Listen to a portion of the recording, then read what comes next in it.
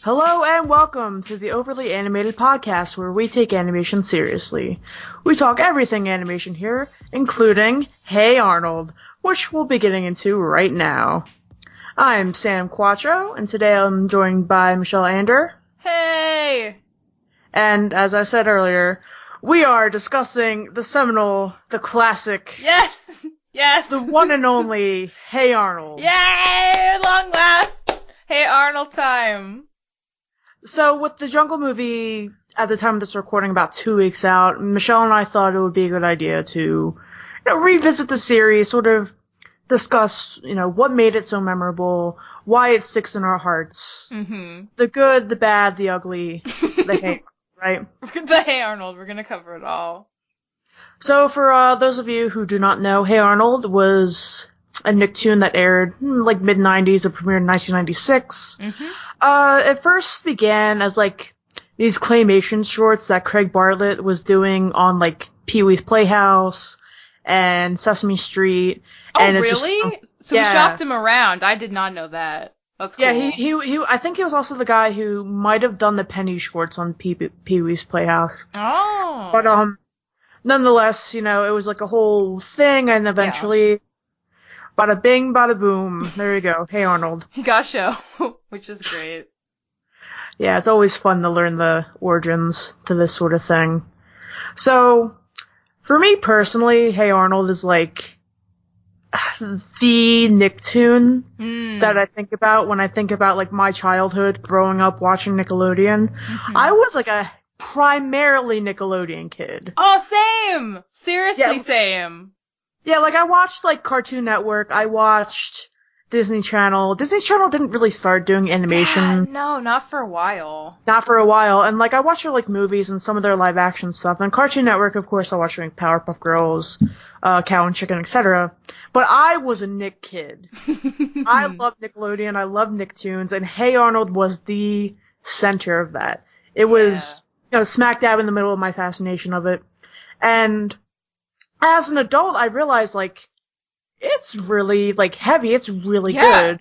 Yeah. It really hit on a lot of great stuff that I didn't appreciate a lot as a kid because I was cartoons, I'm 6 years old and blah, blah, blah. Right, yeah. We were both pretty young when this started airing, so... Yeah, I was 2 years old when it started. Yeah, I was 4! Yeah, and it was just it was great. How about you, Michelle? How do you feel about Hey Arnold? Oh, it's definitely one of my favorite shows. And I agree, when I was the age of watching this in the 90s, I was totally a Nick kid too. I had seen some Cartoon Network, but for whatever reason, the vibe didn't jam with me the way it did with Nicktoons, and I just ate up so many shows.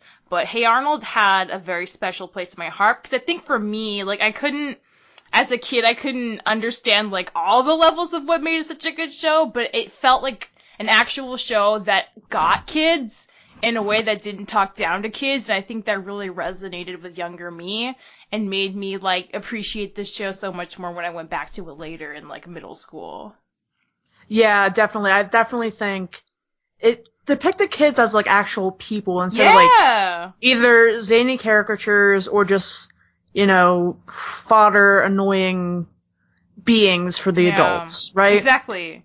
It treated them like humans with their own problems, their own lives, just everything. And I think that's just what makes, that's the heart of the show, the characterizations, right? Mm-hmm, for sure. Especially, recently in preparation for this podcast, I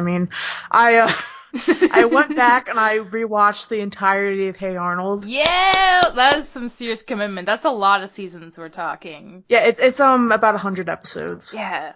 So I didn't rewatch the movie or anything. So I went back, I watched Hey Arnold, and all the kids in the neighborhood, all the people in the neighborhood, the adults, kids, whatever, they have their own specific episodes and their own plot lines. And while Hey Arnold, I think, is a very episodic show, and it doesn't really subscribe to any sort of strict continuity or strict I don't know, strict, like, plot, like, episode by there's episode. no real timeline you can decipher much from this show.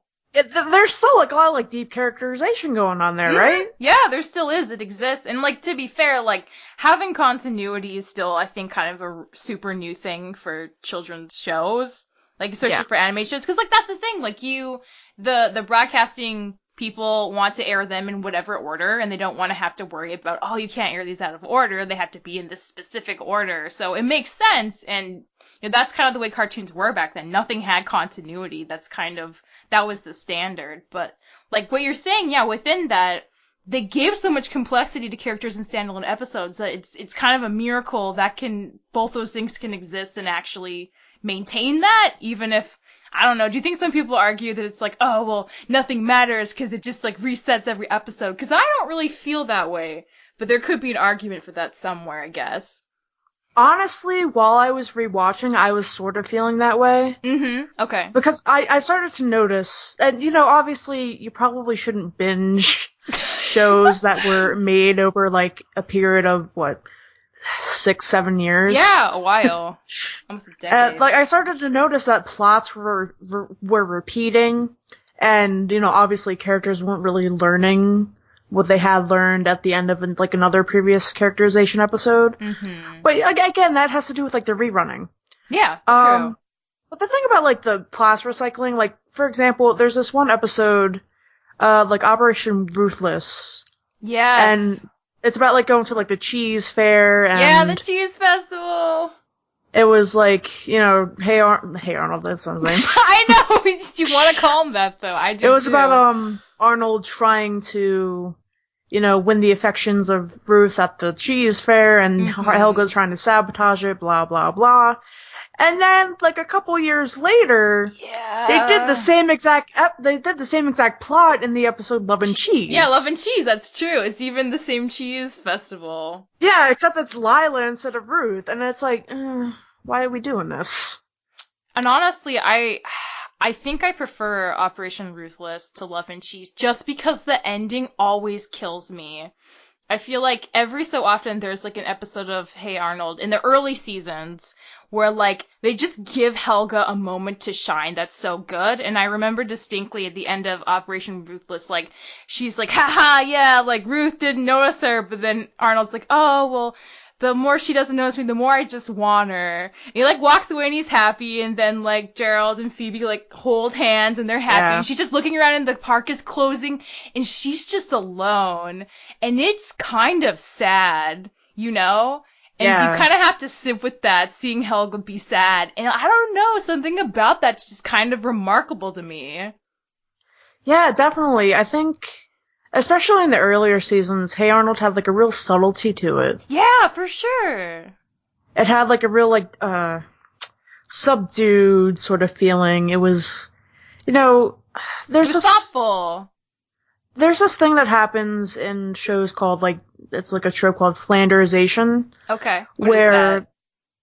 It's basically where character traits get, like, so ramped up throughout the run of a show that, like, a character that was seemingly, like, more complex, like, in first season, or, like, more subdued or whatever, they get, like, completely, like, out of control, like, season 4, 5, 6.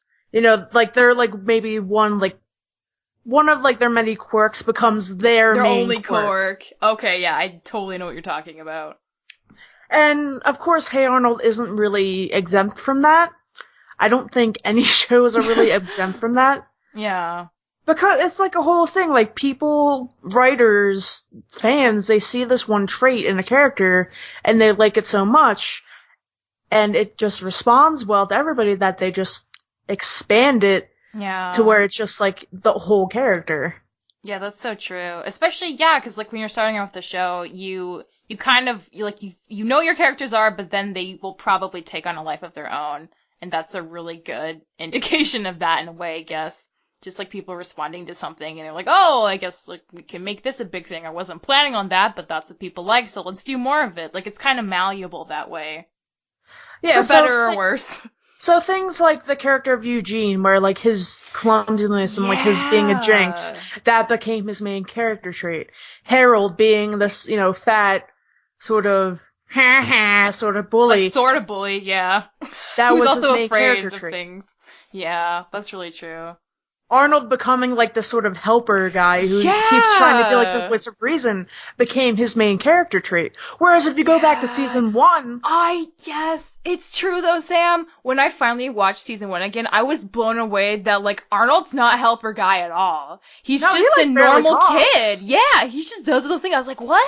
This is not the Arnold I remember. When did it? And it just kind of slowly evolves over time, but it's so weird because that's when I was a kid looking back, that's all I really associated him as, was like a nice guy who will help people. It was kind of like a huge wake-up call going back to season 1. I think season 1, or at least like the first, 10 or so episodes of season 1, definitely set a different tone for Arnold, like, more akin to the claymation shorts I was mentioning earlier, and you can find those online if you wish, where, like, Arnold is this, like, kind of spacey, like, daydreamer, and, like, a lot of the episodes begin or have, like, a daydream sequence in it. Yeah. Sort of, like, akin to the opening of, like, older Rugrats episodes, where it'd just be, like, kind of trippy, surreal, spacey, sort lots of interesting colors, and it's cool. It's cool. It's weird and cool. I totally remember what you're talking about.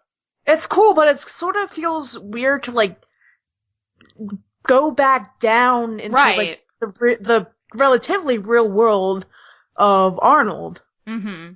But I guess as the seasons go on, it becomes more about fantastical, well, not really fantastical, more like, quote-unquote, things that wouldn't really happen to, like, 4th grade kids in real life. Yeah. Things that, like, would maybe happen to adults. Like, for example, one of my favorite episodes growing up was the episode Curly Snaps. Oh, and it's about Curly, who, he was supposed to be, like, the ball monitor for recess. He was supposed to be the kid who, like, brings out all the balls, brings them back, whatever. And the teacher, Mr. Simmons, doesn't, name him the ball monitor for the week he thought he was going to, and he snaps. Loses it. And he doesn't really hold anybody. It's like a hostage situation. Yeah, it is. He holds the balls hostage in, like, the principal's office. And, like, that would never happen in the real world. And it's, like, so remarkable that Hey Arnold, like, is, like, sort of seen, at least comparatively, as this quote-unquote down-to-earth series in comparison to, of course, like, Ren and Stimpy, etc. Whereas, these weird things are happening to 9-year-olds. Yeah. I don't know, man. That's a good point. So are you basically saying that, like, in the early episodes of season 1, we had these really creative, like, interesting, like, dream animation sequences, but the show became less about that and more about, like, actual weird things that they actually did in the canon of the show? Yeah, I think that might be for the better, honestly. Like, I'd rather see them go on cool adventures than, like, have these cool dream sequences. I agree. I think it definitely, of course, makes it more relatable because we get to spend more time with the ensemble of characters. Yeah, and see how they all rather than react staying to in stuff. Arnold's head. Yeah. I feel like that was another point you brought up in the outline you shared with me before, was that, like, the show also became kind of less about Arnold only, and gave the other characters more room to develop with their own specific episodes, which feels like such an important part of the show, I think. Oh yeah, the whole, like, ensemble of kids and adults. It's a lot. It's a lot of, like, the combination of, like, the boarders and the kids and, like, the townspeople. It's a lot. It's one of the biggest communities of a show I've seen fleshed out. Outside of, like, maybe The Simpsons. And it's what makes the show in the later seasons. Yeah! So, we talk about Adventure Time pretty often on this podcast. And something that Adventure Time does is that it has this, like, whole, like, fleshed out world of characters, and it spends, like, maybe an episode on each character. Mm-hmm. And that's sort of like a modern example of what Hey Arnold does so well. Yeah. But I don't think it does it as well. I agree. Maybe Yeah. because Hey Arnold is, like, more versed in the real world and not, like, a fantasy world. Maybe it has to do with, like, the writers. I don't know. It's just, apples to oranges in terms of, like, how you can do an ensemble cast. You can have, like, a whole show dedicated to, Adventure Time with Finn and Jake, or, Hey Arnold. But you can, like, make the show sort of, like, outside of those characters, right? Mm-hmm. Yeah, and I agree. I think Harold does it better, and I'm now that you're mentioning it, I'm trying to think of why that is. Maybe part of it is that it's based in more reality, so it's easier to draw from experience with people. But that, I don't know. I feel like Adventure Time could do that too. Maybe it's that maybe the cast is like overall smaller in Harold, because like Adventure Time is in so many seasons now. Their world's kind of hugely expanded. Maybe that's part of the issue too. There's just like so many side characters and new ones popping up all the time. Whereas you don't have like a ton of new characters unless it's in like one episode. True. Like Monkey Man or the pigeon guy on the roof. Yeah. And these are all, like, staples of the community that... Exactly, yeah. And at least with Monkey Man that, like, we've heard of before, and that we've, like, seen before. Or, like, Stoop Kid. Oh, Stoop Kid. Oh, Stoop Kid. What a meme of a character. So we spent, like, a lot of time talking about characterization and, all that jazz. All that jazz. I want to know, Michelle. Uh-huh. Who are your favorite characters? And how, like... How does, like, their quote-unquote journey make you feel, like, throughout? As, like, a kid, or at least as you thought as a kid, and as an adult. Oh, man. Well, is it too early to talk about Helga? Because I just have God, so many you know Helga what? feels. I'm gonna be real with you. Helga is the best character on the show. She is the best character on the show! And I swear! It might as well be called Hey Helga. Yes, seriously. She has so much screen time. She is man. the most fleshed out. Yeah, she's the most interesting. She has the strongest personality. She says so many clever things. She's really smart. And her family dynamic is, like, heartbreaking, but also, like, so fascinating. I mean, I'm glad Arnold has such a great connection to his grandparents and the other boarders, but, like, Helga, man, there's just, like, so much there to get into. There's so much meat to that. I really do think that Craig Bartlett, like, somewhere along the line realized that Helga was kind of the main character and was also his favorite. And was just like, okay, let's give her more single episodes. Yeah, just keep going. Let's give her more time. And it was, like, the best decision he could have made for the show. Because it really just, like, made everything better. In my opinion, at least. Oh, I completely agree. I mean, so Helga started out as this, like, one-dimensional bully, tsundere kind of character. She's like the textbook definition of tsundere. Anyway, she starts out as, like, this one-dimensional character who picks on Arnold but has a crush on him, and, blah, blah, blah, nobody really cares. And then the seasons go on, the episodes go on, and we learn more about her childhood. Oh, she is a child. Her earlier childhood. Her young childhood. Her younger childhood. We learn more about her life, her family, the expectations put upon her, how she has to perform in order to even maybe be noticed. Have, like, in the realm of possibility to be noticed by her parents. We learn about, like, how she sort of uses Arnold as a coping mechanism for how much her life sucks. Yeah. We learn, like, she's, like, an amazing writer. She's, like, creative, amazing person. And she just is so complex and messed up, and I love her. Yeah, and at the same time, she's, like, I think also a big part of her personality is that she is, like, a tomboy. And, I mean, she's one of the most interesting characters who also happens to be so, like, self-assured about who she is as a person. And even though she, like, wears the most girly outfit, has the most, like, I always thought that was so weird. I know, me too, but, like, somehow she just owns it, and it's great. And you don't look at Helga and think of a girly girl, even though she's wearing a huge pink bow on her head. I think that's pretty awesome.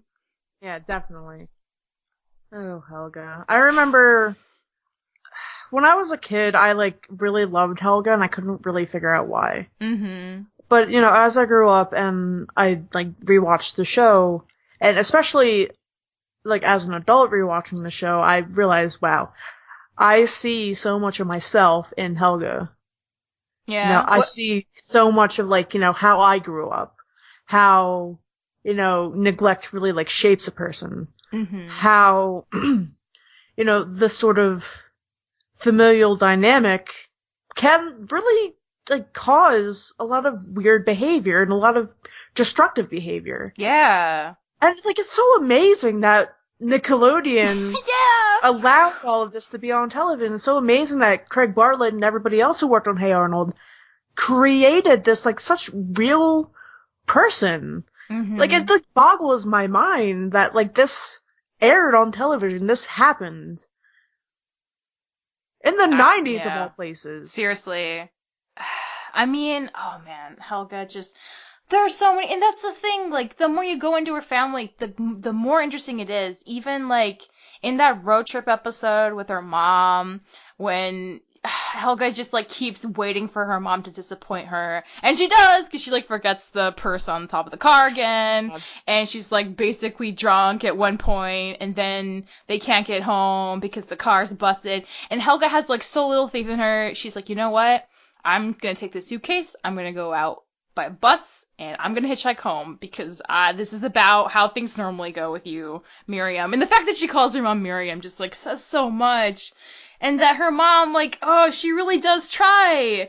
And she does, like, she rides the mechanical bull and wins $500 so they can fix the car and go home. And then suddenly Helga's like, wow, like, you didn't disappoint me. I also didn't know you could ride bulls. Tell me more about your life. And they do bond, like, for the first time in what seems like forever. It's just little glimpses like that are so awesome and feel, like, so rewarding because we get so few of them in her family.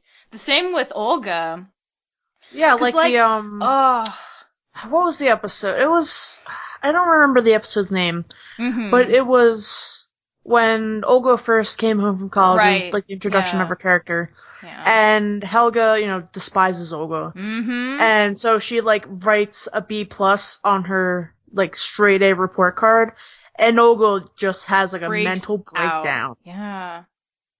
But at the end of it, there's, like, this really touching moment where Olga's like, I understand why you did that, because, they won't pay attention to you. Like, you're invisible to them. Yeah. However, I have to constantly overperform. Exactly. And if I don't do that, I'm a disappointment, so maybe, in some weird way, you're lucky to be ignored. Yeah. It's, like, really heartbreaking. That's so messed up to think about, but especially given Helga's parents, maybe it's more of a blessing than a curse. It's like, if it's a choice between, like, a worse option and a not great option, I guess so. But, like, both of it sucks, right? It does. I mean, like, Big Bob, like, Helga's dad, is, like, such a jerk. Yeah. Like, this man is the worst person ever. Yeah. Oh, God. And of course, Miriam is an alcoholic, and just... Yes. Oh, it's true, guys. That is what's happening. I don't care if it looks like coffee or juice. That's not what it is. Well, just look at how she acts. There was, like, a pitch going around for a little bit about, like, a show about Helga's, like, family. Yeah! Like, it was called The Adult Swim? Yes. It was gonna be... They were shopping into, like, MTV and stuff, but it was too similar to Daria. Oh... I would have watched that. So it would have revealed, like, Miriam being an alcoholic and Arnold moving away and just a bunch of stuff. So yeah, Miriam is an alcoholic. It's canon. She's an alcoholic. Yeah, and it's such a heartbreaking environment for a kid, and man, it sucks. And one of the biggest episodes that we look at is, of course, Helga on the couch. Yes, the iconic episode. That might be the best episode of the series. Because it just, like, straight out confronts everything wrong about Helga's life. Yeah. And gives us a shred of hope at the end, right? Mm-hmm. And that's the thing. I feel like in the last couple seasons especially, Helga's, like, battling the fact that she's so used to picking on Arnold and actually trying to be nicer. Because she does want to be nice to Arnold. It's just that being nice to Arnold feels like a sacrificing control for Helga. And as we see in the flashback, when she's talking to the therapist and Helga on the couch, like, yeah, everyone made fun of her, and Arnold was the only person that was nice to her, and she couldn't have both, or at least she felt like she couldn't. When she, I really feel that so hard. Yeah, and it is really sad, but like, I think there is an idea of her getting, like, trying to get better at that, even though if it's like serious baby steps. When she's she's 9. Yeah, she's 9. Give her a little more time. Not that I think the show really cares about these all being 9-year-olds. The show treats them more like treats them way better. Teenagers. And not 20, 30-year-olds. I don't know, it's nuts. And really, Helga is the best character. She is a jerk, of course, and she's mean, but... Not when it really counts, though. Like, when Arnold really needs her help, she will be there. Like, she was there for the beach episode, she was there for the Christmas episode, she gave up her Dino Spumoni boots. If that isn't an act of generosity, I don't know what is. Me neither. Those snow boots, they were pretty kickin'. She said they were totally boss. That was, like, the best. That's an amazing thing to say. Oh my god. But yeah, Helga is just, a grade A character. One of the best, I think, that has ever graced... one of the best. Ever graced animation, in my humble opinion, of course. I absolutely agree with that. Let's see. Who shall we move on to next? We have a whole cast of characters here. Who do you want to do next? I don't know. Maybe Phoebe, I'm thinking. Okay. Yeah, let's do Phoebe. So Phoebe. Phoebe is Helga's best friend, of course. And, she's like the smart girl. She, she is also a straight A student. And the majority of her episodes that focus on her, of course, have to do with her failing at some point, or having to take a break, or, having, like, to take control over Helga or something. Yeah. Or, like, role reversal. Yeah. And I don't know, I think that's interesting given that Phoebe is the most predominant Asian character in the show, right? Having these sort of tropes, like, thrust upon her. She is, like, the straight A student, she's Asian, she is, like, submissive, and that's, like, another, like, sort of Asian trope. And it's interesting to see those things subverted, but I don't think it's necessarily connected to her race most of the time. Or at least the show doesn't really act like that. Yeah, I don't know if it's an overt thing. I mean, it could even be, like, unconscious. When I was a kid, I thought of Phoebe, I always just thought of her as, like, I don't know, Helga's lackey, who was also very, very smart. Yeah, true. I did as well, and it wasn't until I rewatched it recently that I sort of noticed how the show tackles people's races. I mean, it doesn't really tackle Gerald being black that much. But Phoebe gets, like, a couple of good lines in there about, like, there's this one line in Phoebe Cheats where, Principal Warts asks Phoebe where she's from, and she says, Kentucky, sir. And it's like, wow, I can't believe, like, in 1997, like, they were throwing this kind of shade. Yeah. Right? But of course, I think it's really important to, like, look at these sort of things and look at, like, where diversity fits in. Like, you can't really have a true colorblind thing as much as you want to try. Of course, like, things are gonna be picked up and culture is gonna be picked up for better or for worse. For example, the show does, like, a lot of really cringy things involving Native American stuff. Oh, wait, when? I don't remember this. I mean, it's just, like, sort of the classic, like, sort of school thing, like when you're in elementary school, how you learn about the Pilgrims and Native Americans. Oh, yeah, like Thanksgiving sort of story, right? So, of course, that happens in Arnold's Thanksgiving. Girl Trouble is also prominent. And just like, not really a good... Not everything ages well. Of course. But back on the topic of Phoebe. One of the most memorable episodes for me was Phoebe Cheats. Right? This is where Phoebe copies out a poem from a book because she can't, like, muster up the creative energy to like have the best poem in class, and she needs to have the best. Yeah. And so she's like stalked by the statue of Emily Dickinson that she wins. Which is so great. Oh my god, that's so nuts. I watched like the biopic that came out about Emily Dickinson. Oh, okay. I don't even remember what it was called. It was like Cynthia Nixon though. It was the most boring movie I've ever seen in my life. But anyway. So Phoebe Cheats was better than the biopic. Yeah, the statue, Phoebe Cheats, better than the biopic about Emily Dickinson. Anyway, but then, eventually she has to come clean, because it's sort of like a, what's the classic Edgar Allan Poe story? It's like The Raven? Telltale Heart? Oh, that one! Yeah, that one too. It's sort of like that sort of guilt, like, crushing her. And, I don't know, it sort of shows a lot about how pressured kids feel when they're praised in something, right? Yeah, I mean, same could be said for Olga. It's like, if you have the standard, you have to live up to it, or you're just, like, failing at life, basically. Yeah, and that sucks. That does suck. Sucks a lot. And another notable trait for Phoebe is that she's a doormat, right? Exactly. Yeah, that's the thing that, like, when I went back to rewatch it later on, I was just like, wow, Phoebe does not have a lot of agency in her relationship with Helga. This is kind of concerning. Helga, you should care more. If this is really your friend, you should be better. But to be honest, I was more of a Phoebe kind of person when I was younger. Mm-hmm. Even though I said earlier that I saw a lot of myself in Helga, I was like more of a quiet, logical, sort of like submissive kid.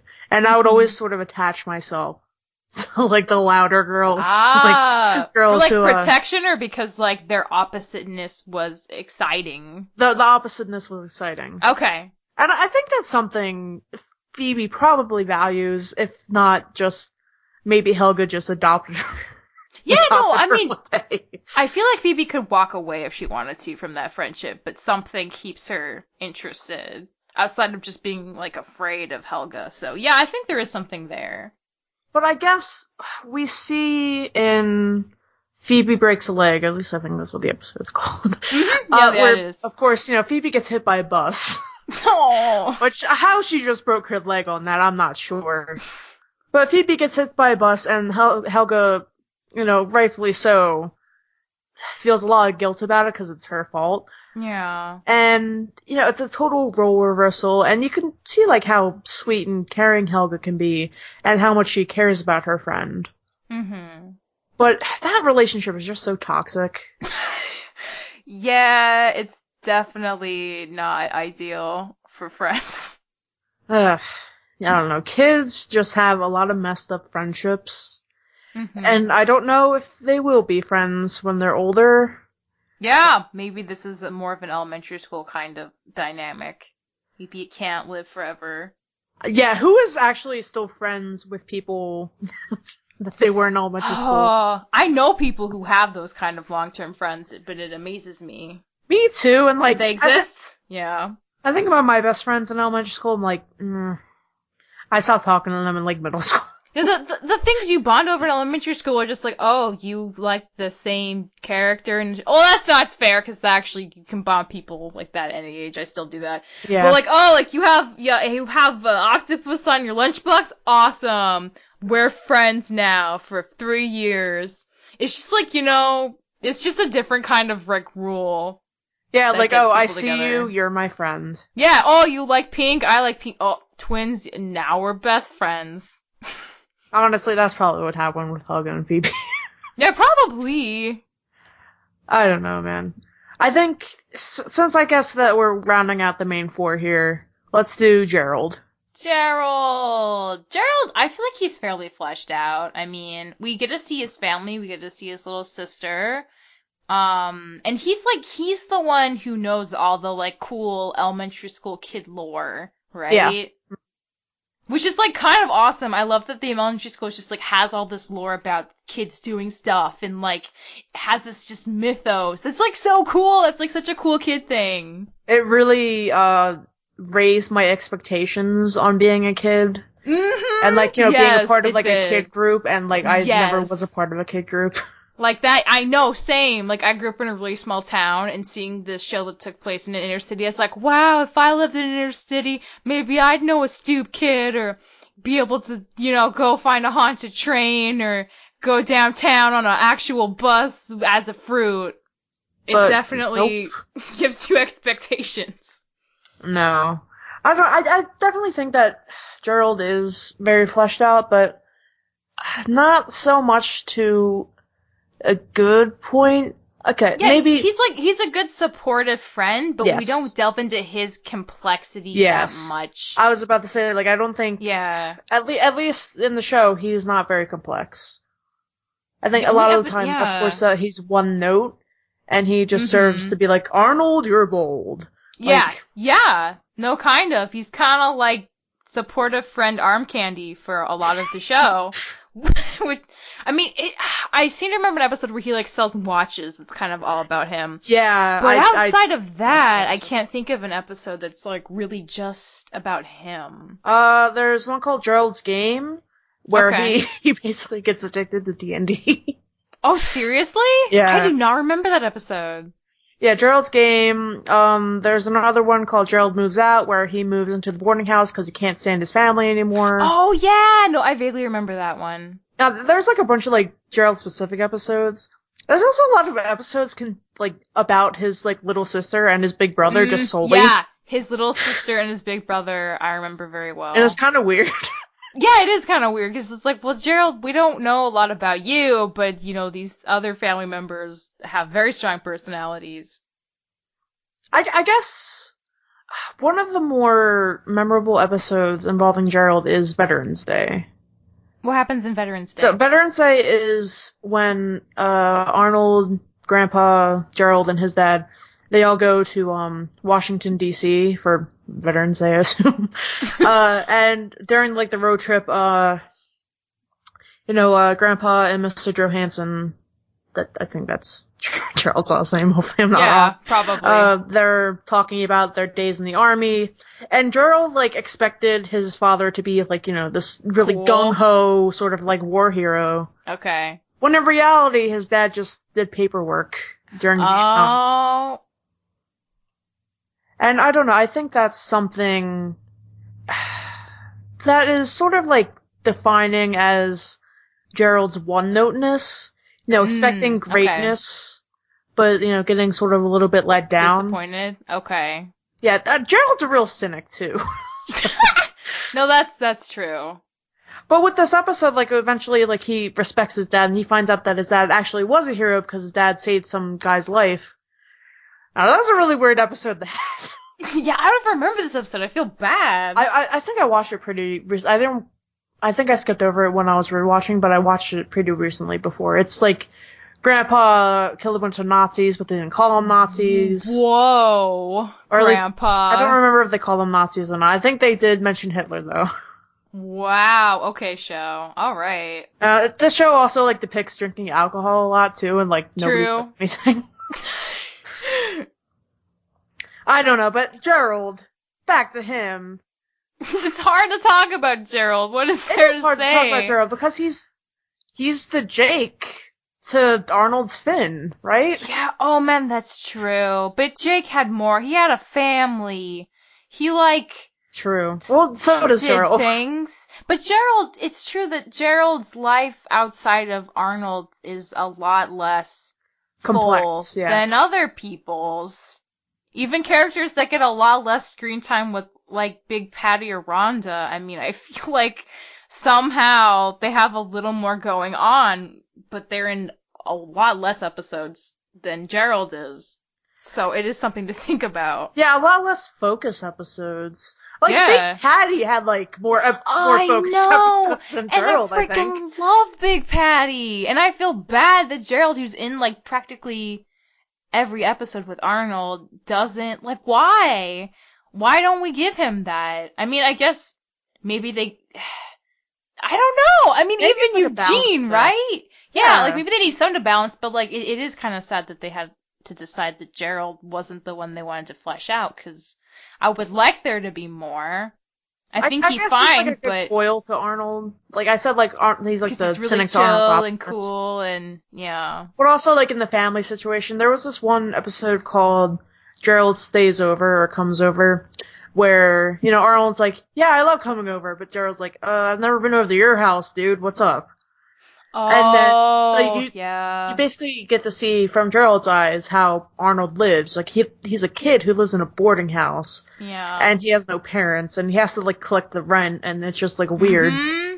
Yeah. So whereas like Gerald is like a pretty normal kid with like a normal ideal family situation, Arnold is not. And I guess that's the primary like focus, and I wish we went deeper with that then, if that's the case.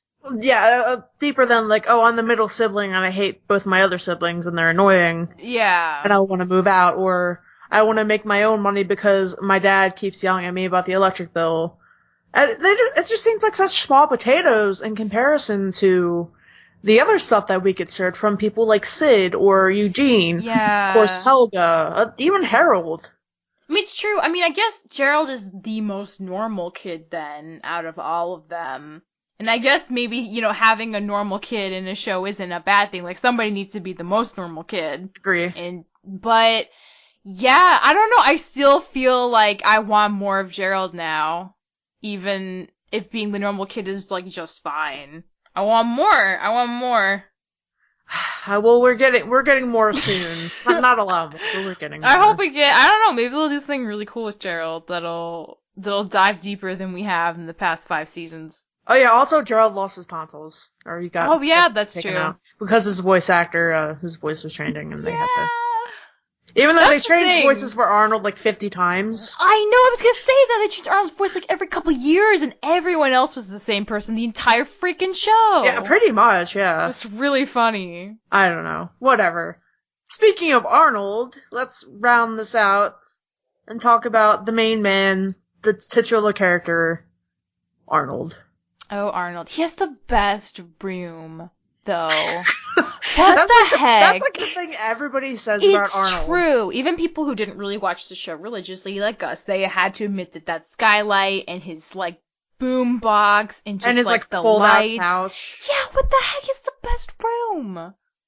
Climb up on the roof and look at the sunset when he needs to think about deep life thoughts for a 9th grader. I mean, who would not want that life or that room? I have to wonder who, like, modernized that room for him, considering they live in, like, not even a 100-year-old boarding house. But it's old. It's been lived in for a while. really old boarding house with a bunch of old people.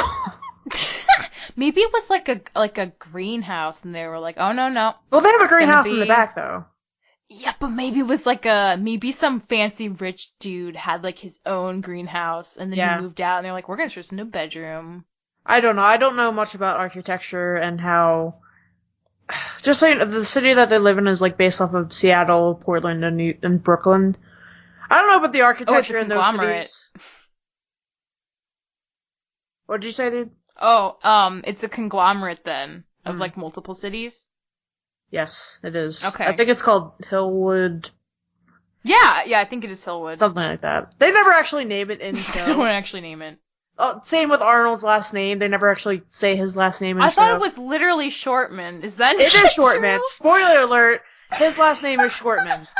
Wait, so is Grandpa's last name Shortman? Is his name Grandpa Shortman? Well, Phil Shortman. Phil Shortman? Yes. That's amazing. It's a confirmed TM by Craig Bartlett. His last name is Shortman. Grandma Shortman. That's awesome. What is Grandma's name? I don't remember. We're getting off track. Yeah, we are. Arnold. Gotta stay focused. Talking about Arnold. So, as we mentioned earlier, Arnold started out as a really, like, quiet, sort of introspective kid who was always having to be, like, woken up from daydreams and stuff. And eventually he morphed into, like, the guy who helps people. Mm-hmm. And I don't want to say he doesn't have a character of his own, because he does. Well, he does.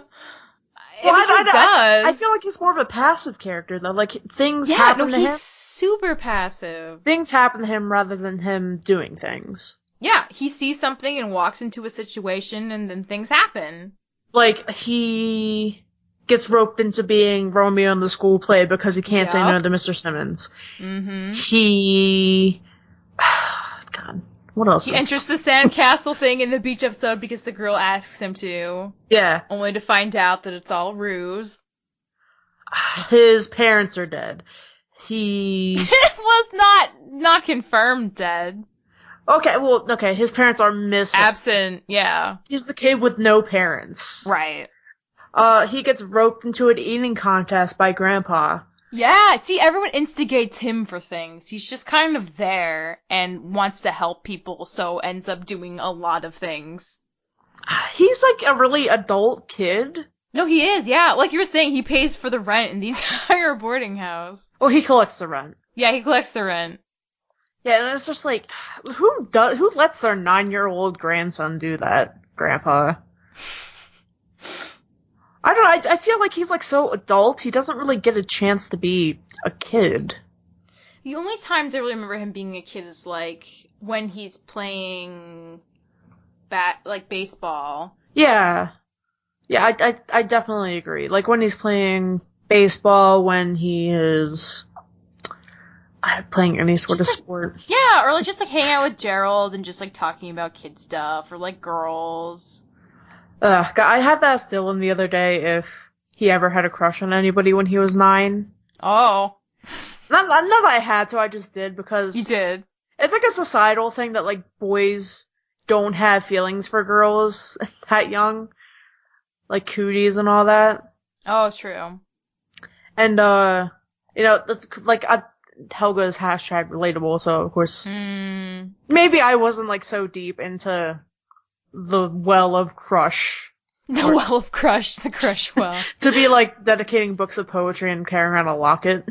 Helga went, like, above and beyond the cop duty on a normal crush, though. Yeah. Oh, man. Arnold. What did Dylan say? He did say yes. Okay, so yeah, this isn't an unbelievable expectation that Arnold would have, like, multiple crushes when Comment he's 9. in the comment section, of course. Where else are you gonna comment? Comment anywhere. About your crush when you were in the 9th grade. Did you have a crush? Not 9th grade. No. When you were 9. When you were 9. Yeah, you made that same mistake earlier, and I was like... So, like... Anyway. Yeah. See, this is, like, how little you can say about Arnold, because, like... It's true! I mean... He's most fun in juxtaposition to other people with strong personalities, right? He is like the straight man to the I don't know the jokester. He is yeah. He's a straight man. He's a straight man. Yeah, he's responsible. I mean, and that's the thing. And I forgot the name of the episode, but like when everyone's like. Like, oh, like, all you do is help people. I bet you couldn't go a whole day without helping people. And he's like, fine. I think it's called Good luck, Arnold. Yeah, and everything just, like, goes awfully. It's, like, really funny, but, like, he kind of, even if he's boring, he is, like, the glue that everyone depends on to get actual things done. Yeah. And I kind of like that, because... I don't know, I think especially in, like, more adult animation shows, we see so many, like, women who are the ones that have to be, like, so responsible, and the guys are so silly, that I kind of like that Arnold's, like, the responsible one, and kind of passive and chill and nice. I don't think that's a bad thing for a protagonist boy to be. Oh, completely not. That is not a bad thing at all. Yeah. I think that's, like, again, that's, like, another thing that makes the show so, like, revolutionary, for lack of a better term. Mm-hmm. You know, it places a lot of tropes in different places, obviously. And it does so many different things, and it talks about the real issues, not the real issues. Yeah.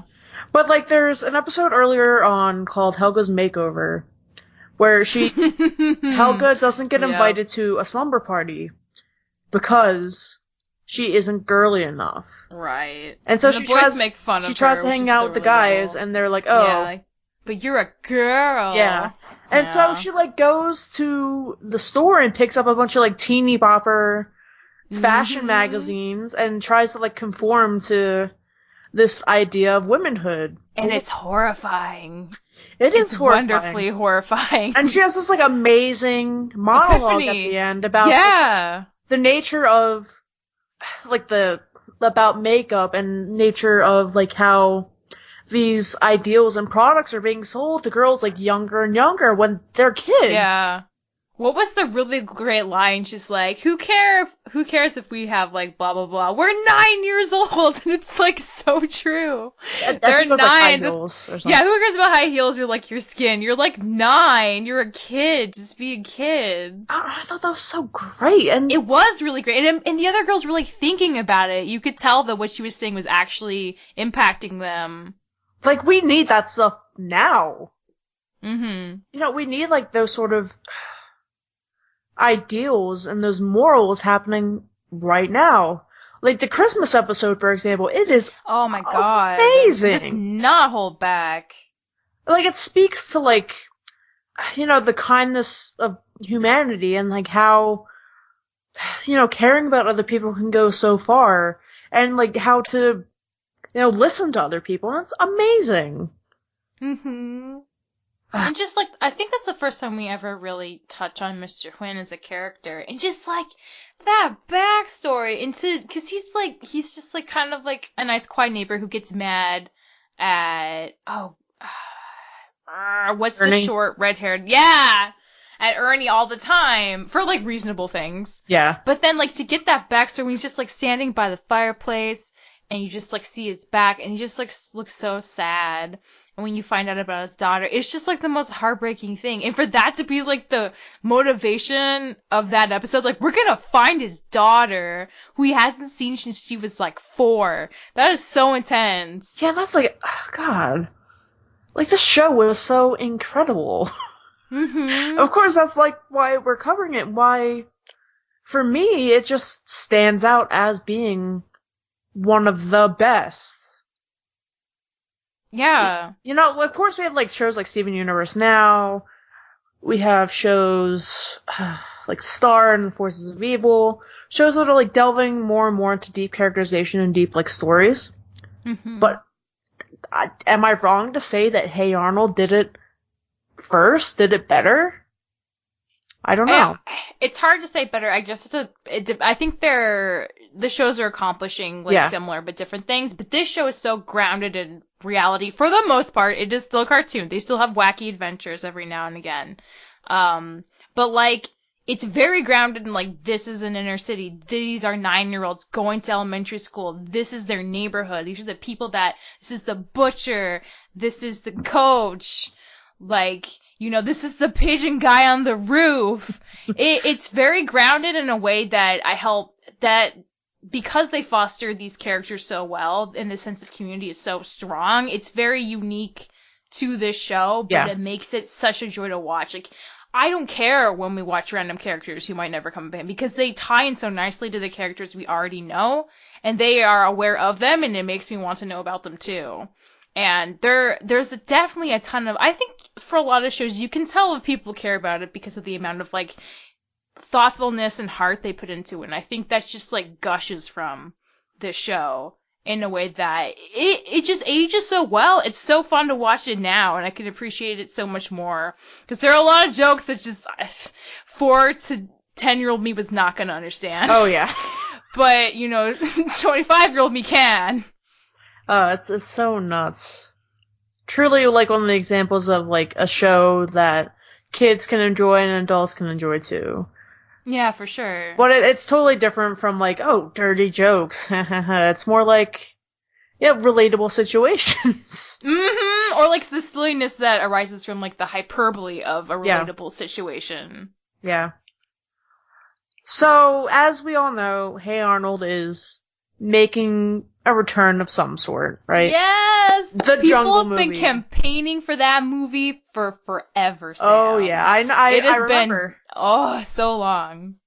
So, The Jungle Movie. Are you excited, Michelle? I'm so excited. I mean, the trailer gave me a lot of faith that it's gonna be pretty close to the heart of what the original show was, so I'm, like, nothing but ecstatic for whatever it's gonna end up being. Yeah, I'm super excited for it, too. I feel like a little bit on the, I don't know if I should be excited side, because... You don't want to get disappointed. You don't want your expectations too high. Yeah, I don't want to get disappointed. And a couple years ago, and I heard that, like, the plot has changed. A couple years ago, I read, like, the summary that Craig Bartlett leaked for the movie.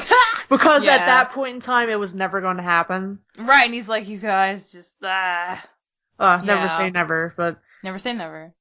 I don't know, it's just, Hey Arnold, man, I can't believe that it's coming back, that the Jungle movie is being made. Like, I spent my senior prom, I didn't go to prom, I spent that watching Hey Arnold. Oh my god, that makes me so happy. I watched so much Hey Arnold in high school. Yeah, and I, like, spent a lot of my time as a kid, teenager, adult thinking about the show and enjoying it. And it's so great to have fresh content, of course. Yeah.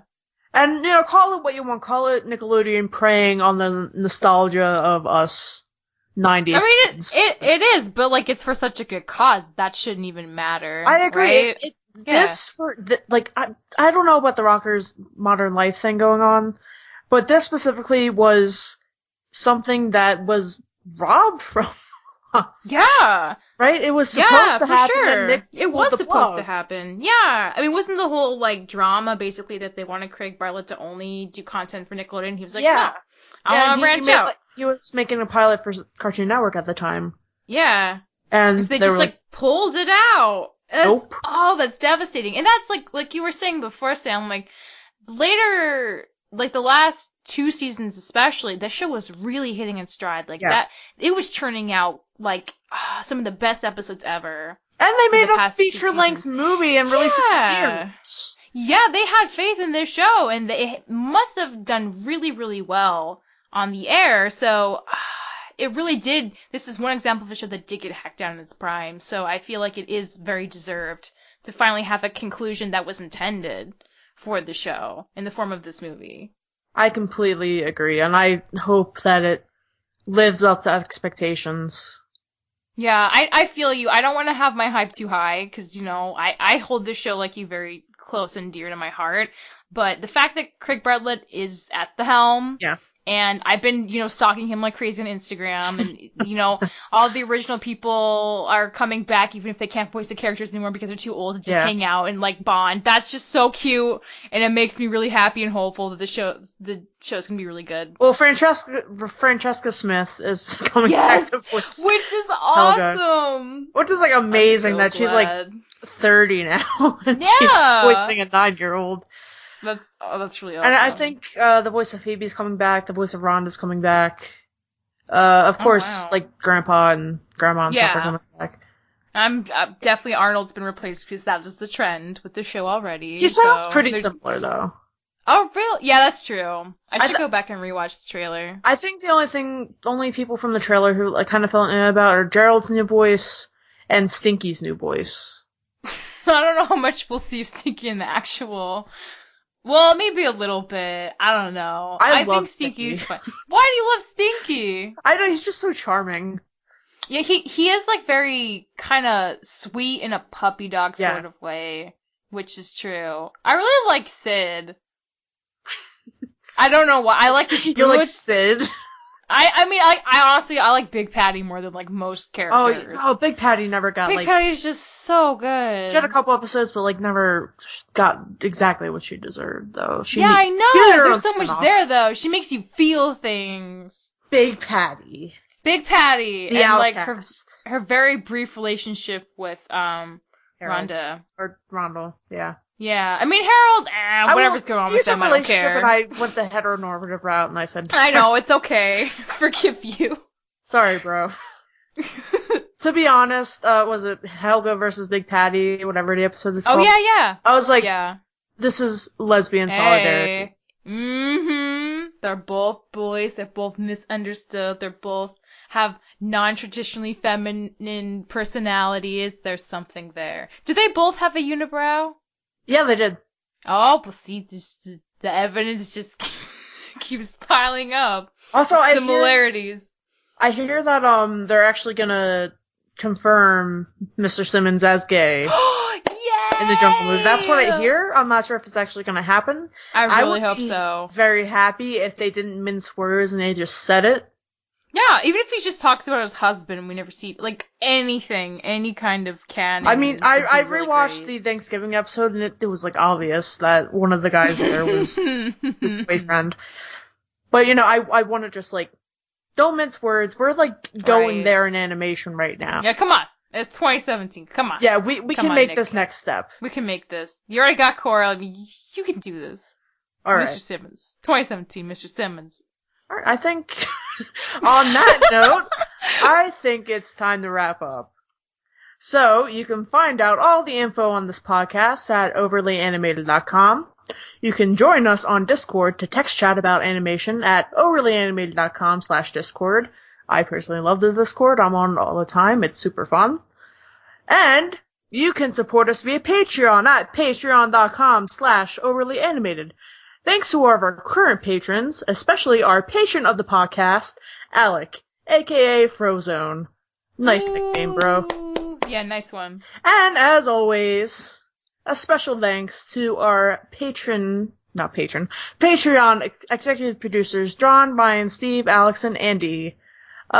Anything else, Michelle, that we want to talk about real quick? I just want to say, because I think it needs to be said, Mr. Kokoschka does not deserve Susie. Oh, yeah. He's not a good partner. The show keeps showing us how awful he is, and they keep getting back together, and it just breaks my heart because, Susie, you could do so much better, girl. And somewhere in your heart, you know this. He just keeps drawing you back in for some weird reason. But if they could be broken up in the Jungle movie, I think that would be a blessing. Hot for takes Susie. from Michelle. Oh, yeah. Personally, I always thought that was a green card marriage. Oh my god, maybe it was! Oh no. Oh boy, that's sneaky Oscar. That's sneaky Oscar. I don't know, we'll see what happens with them. Hopefully we will be covering the Jungle movie. I will eat my hat if we don't, considering seriously. we just did this we'll fight for that. in preparation. Alright, I think that's about it. Thanks for listening, guys. We'll see you next time. Bye. Bye.